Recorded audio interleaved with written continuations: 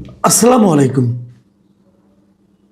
প্রিয় দর্শক, আমরা যত অনুষ্ঠান করি, বিশেষ করে আমি যত অনুষ্ঠান করি এবং যত কথা বলি, নানা বিষয়ে কথা বলি, রাজনীতি নিয়ে কথা বলি, অর্থনীতি নিয়ে কথা বলি এবং বিভিন্ন রকম ঘটনা প্রবাহের কথা বলি, সরকার নিয়ে কথা বলি এবং এই সবগুলো কথা আমি জানি না আপনারা কীভাবে বুঝেন। আমার কিন্তু মূল বক্তব্য থাকে একটাই, সেটা হলো আমি সবসময় বলার চেষ্টা করি যে দুর্নীতিটা কি বন্ধ হচ্ছে কি না। আমি আগেও বলেছি, এখনও বলি, এদেশের সবচেয়ে বড় সমস্যা হচ্ছে দুর্নীতি। যারা দায়িত্বে যায়, ক্ষমতায় যায়, তাদের ভাব দেখে মনে হয় তারা যেন সেখানে গিয়েছে দুর্নীতি করার জন্য, তাদের আর কোনো কাজ নেই। মুখে বলে জনসেবার কথা, কিন্তু করে আসলে দুর্নীতি। এবং একবার যখন কেউ ক্ষমতায় যায়, তার পরবর্তী 2-3 পুরুষের বোধহয় আর কিছু করতে হয় না। এত দুর্নীতি তারা করতে পারে যে ওই দুর্নীতির টাকা দিয়ে তারা চলতে পারে। এবং সেই দুর্নীতিটাকে তারা অবাধ রাখার জন্য, বাধাহীন রাখার জন্য তারা সবসময় সাধারণ মানুষের সঙ্গে সেই জনপ্রতিনিধি এর মাঝখানে একটা প্রতিবন্ধকতা তৈরি করে দেয়। সেই প্রতিবন্ধকতাটা কারা? যে যিনি এমপি হন অথবা চেয়ারম্যান হন, তার যারা চেলা চামুন্ডা থাকে, তার যারা মাসলম্যান থাকে, তারা মাঝামাঝি থাকে এবং তারা মাঝখানে এমন একটা দেয়াল তৈরি করে যে সাধারণ মানুষ তার বক্তব্য নিয়ে জনপ্রতিনিধির কাছে আসতেই পারে না। অথচ এই জনপ্রতিনিধি কিন্তু কিছুদিন আগে ভোট পাওয়ার জন্য ওই সাধারণ মানুষের দ্বারে গিয়েছিল, একবারই যায়, ভোটের আগে যায়, কিন্তু ভোট শেষ হয়ে গেলে ওই লোকের দ্বারে কিন্তু আর সাধারণ মানুষ আসতে পারে না। এরকম একটা অবস্থা আছে, যে কারণে সাধারণ মানুষ অনেকে জানেও না এই লোকটাকে যে আমি এমপি বানালাম তার কাজটা কি, সে জানে না। সে জানেও না এই লোকটাকে যে আমি চেয়ারম্যান বানালাম তার কাজটা কি, সে কেন চেয়ারম্যান হলো তাছাড়া জানে না। তো এই যে একটা না জানা অজ্ঞতাটা, এই অজ্ঞতাটা কেন? এই অজ্ঞতাটা কিন্তু ইচ্ছাকৃতভাবে টিকিয়ে রাখা হয়েছে, যাতে মানুষ না জানতে পারে। মানুষ জানলেই প্রতিবাদ করবে, মানুষ জানলেই তার অধিকারের কথা বলবে। এই জিনিসটাকে মানুষকে দূরে রাখার জন্য এই একটা প্রক্রিয়া অনেক দিন ধরে কিন্তু আমাদের সমাজে চলছে। এবং এই অচলায়তন, এই দেয়াল, এই প্রতিবন্ধকতা ভাঙতে হবে। এবং আমি আজকে যে যে কন্টেন্টটা করছি, যে বিষয়টা করছি, আমার বিষয়টা একজন লোকের আমি প্রশংসা করার জন্য করছি।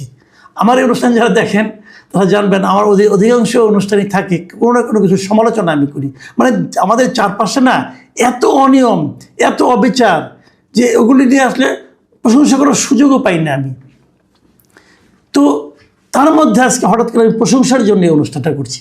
এবং সেই প্রশংসাটা করছি আমি এমন একজন ব্যক্তির, যে ব্যক্তির যে পার্টির, সে পার্টির অনেক সমালোচনা আমি করছি, সেটা হলো এনসিপি। এনসিপির কিন্তু আমি অনেক সমালোচনা করি। এনসিপির অনেকে আমার উপর খুব দুঃখিত হন।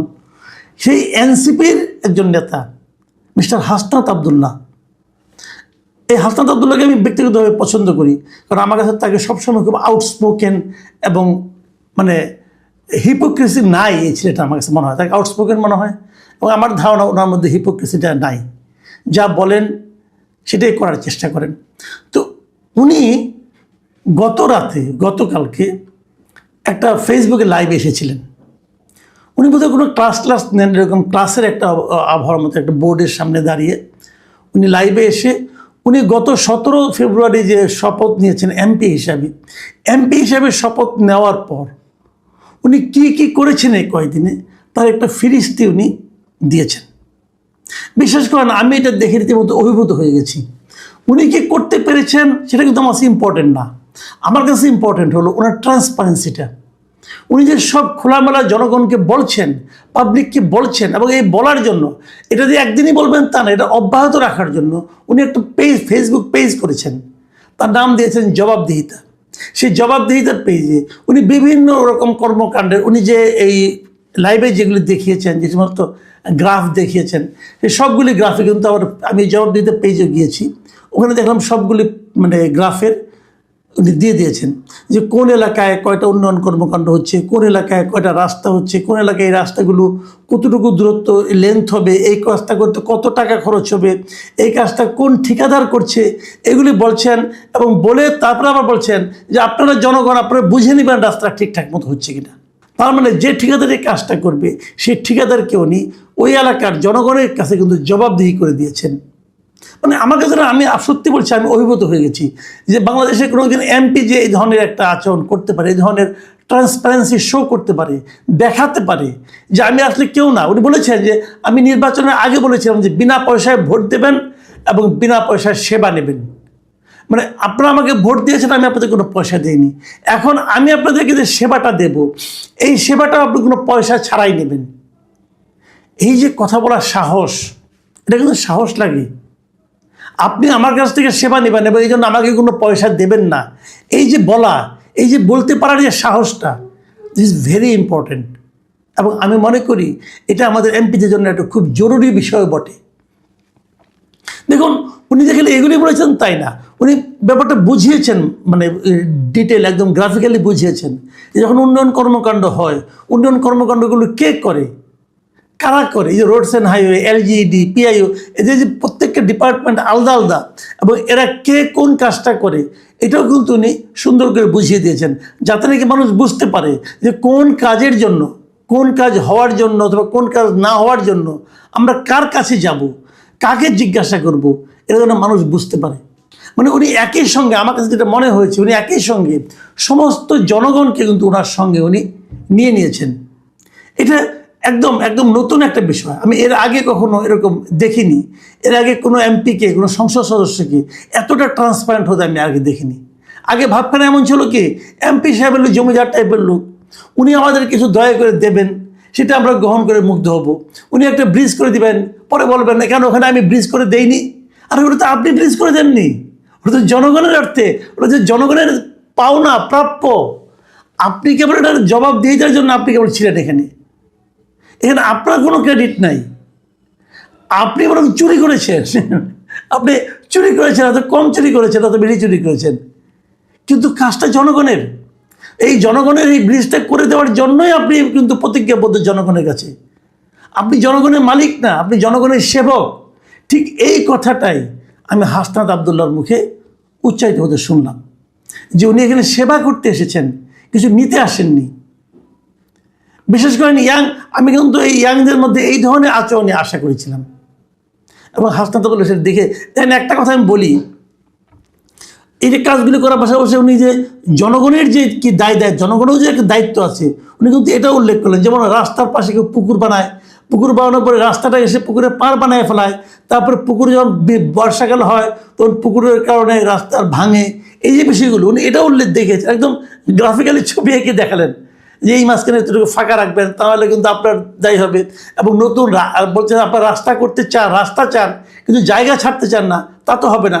মানে উনি, আমার কাছে যেটা মনে হয়েছে যে একটা মানুষ কতটা সেন্সিবল হতে পারে, মানে উভয়ের প্রতি, সরকারের প্রতি, জনগণের প্রতি, সবার প্রতি, এটা হাসনাত আবদুল্লাহ দেখিয়েছেন। এবং এটা হলো গিয়ে আমাদের দেশের মানুষ যখন এমপি পায়, মন্ত্রী পায়, তারা যে তাদের প্রতি মানুষের যেটা মানে আপনার সম্পর্ক থাকে, সেই সম্পর্কের চেহারাটাই যেন হাসনাত আবদুল্লাহ পাল্টে দিতে যাচ্ছেন। আমি খুবই হ্যাপি। এবং উনি বলেছেন যে কিভাবে সরকারের কাছ থেকে কী পায়, পৌরসভায় তার এলাকায় দেবিদ্বারের পৌরসভায় যে কতগুলি ভিজিএফ কার্ড আসবে, সেই ভিজিএফ কার্ডে হলো 3081টা ভিজিএফ কার্ড পায়, ওরা এখানে এসেছে। এবং প্রত্যেকে 10 কেজি করে চাল পাবেন। এবং পুরো উপজেলায় যেরকম 20,635টা ভিজিএফ কার্ড আসবে, তারাও সবাই 10 কেজি করে চাল পাবে। এই চালগুলো কারা পাবেন, কোন দরিদ্র লোকেরা পাবেন, ওইগুলোও কিন্তু উনি বলে দিচ্ছেন। এবং এই বলে দেওয়ার মাধ্যমে কী হবে, ওই লোকগুলো যারা নাকি এই ভিজিএফ কার্ড পাওয়ার উপযুক্ত, তারা কিন্তু বুঝতে পারবে যে আমার নামে কার্ড এসেছে। এবং এটাও বলে দিয়েছেন যে কোন ইউনিয়নে কার কাছে আপনি যাবেন কার্ড পাওয়ার জন্য। এখন তারা যাবে সেখানে, যদি কার্ড না পায় নিশ্চয়ই অভিযোগগুলো তারা হাসনাত আবদুল্লাহর কাছে করবে। তখন হাসনাত আবদুল্লাহ জবাব দিয়ে যার মধ্যে তাদের কাছে জবাব দিয়ে এটা চাইতে পারবেন। আমার কাছে যে জিনিসটা সবচেয়ে ইন্টারেস্টিং লাগে সেটা বলে আমি শেষ করি আলোচনাটা। উনি বলেছেন যে উনি এই রমজান উপলক্ষে 39 বাক্স খেজুর পেয়েছেন। প্রতিটা বাক্সে 8 কেজি করে খেজুর ছিল। এবং এই 8 কেজি খেজুর মিলে সব মিলে হচ্ছে 312 কেজি খেজুর। এই খেজুরগুলো সরকার দিয়েছে, উনি কিনেন নাই। উনি বলেছেন যে এই খেজুরগুলো সরকার দেয় এবং এইগুলো বিভিন্ন জায়গা থেকে সরকার পায়। এবং এই খেজুরগুলো উনি 15টা ইউনিয়নের বিভিন্ন মাদ্রাসাগুলোতে ভাগ করে দিচ্ছেন। এতে হয়তো সবগুলো মাদ্রাসা, প্রতিটা মাদ্রাসা তো 3 কেজি করে খেজুর পেতে পারে। এই জন্য একটা ব্যাখ্যা দিলেন। এই খেজুরটা কিন্তু এই বছরই প্রথম পায় নাই, এর আগেও প্রত্যেকটা এবং না, সংসদীয় এলাকাতে কিন্তু এরকম খেজুর, দুম্বার মাংস, উটের মাংস এগুলো কিন্তু আসে, বিশেষ করে মধ্যপ্রাচ্য থেকে এগুলো আসে। কখনো পেয়েছেন? আপনি পাশের বাড়ি গরিব পেয়ে জিজ্ঞাসা করেন তো, কয়জন লোক খেজুর পেয়েছে, কয়জন লোক দুম্বার মাংস পেয়েছে, কয়জন লোক উটের মাংস পেয়েছে? হয়তো হাসনাত আবদুল্লাহ এমপি না হলে আপনি জানতেই পারতেন না যে সরকার এগুলি দেয়। আমি মনে করি হাসনাত আবদুল্লাহ আসলে বাংলাদেশের তাবৎ এমপিদের জীবন, আগামী 5 বছরের জীবনযাত্রাকে কঠিন করে দিয়েছেন। আমি আশা করব প্রত্যেকটা এমপি, প্রত্যেকটা জনপ্রতিনিধি, গেলে এমপি না জনপ্রতিনিধি, প্রত্যেকটা উপজেলা চেয়ারম্যান যারা হবেন অথবা ইউপি চেয়ারম্যান যারা হবেন, তারা সবাই সরকারের কাছ থেকে কী পাচ্ছেন এবং জনগণকে কী দিচ্ছেন সেই ব্যাপারে ট্রান্সপারেন্সি মেনটেন করবেন। কীভাবে করবেন আপনাদের ব্যাপার, কিন্তু করবেন। এবং আজকাল তো আপনার সোশ্যাল মিডিয়ার যুগ, আপনারা ফেসবুকে পেজে একটা পেজ খুলেন, একটা পেজ খুলে আপনার সঙ্গে দেখিয়ে দেন আপনি কী কাজ করছেন, কী কাজ কীভাবে করছেন না করে দেখিয়ে দেন। এবং আমি এর সঙ্গে এটাও আশা করি, আমি দেখলাম 2 দিন আগে আমাদের প্রধানমন্ত্রী জনাব তারেক রহমান উনি একটা বক্তব্য দিয়েছেন ডিপ্লোমেটদের একটা অনুষ্ঠানে, যে দুর্নীতির বিরুদ্ধে উনি কঠিন পদক্ষেপ নেবেন এবং দুর্নীতির বিরুদ্ধে পদক্ষেপ নিতে উনি দলীয় পরিচয় দেখবেন না। আমি কিন্তু ওনার কথায় আশাবাদী হচ্ছি। আমি ওনাকে বলবো, আপনি উচিত হবে আপনার যে আপনার দলের নয়, কিন্তু তারপরে হাসনাত আবদুল্লাহর এই যে পদক্ষেপটা আপনি এটাকে অ্যাপ্রিসিয়েট করবেন। আমি প্রধানমন্ত্রীকে অনুরোধ করবো, আপনি হাসনাত আবদুল্লাহর নাম ধরে তাকে ডেকে নিয়ে তার কাছ থেকে অনুরোধ করবেন যে তুমি একটা মডেল করে দেবো, এই মডেলটা আমি সমস্ত এমপিতে দেবো এবং প্রত্যেকটা এমপিকে অনুসরণ করতে হবে।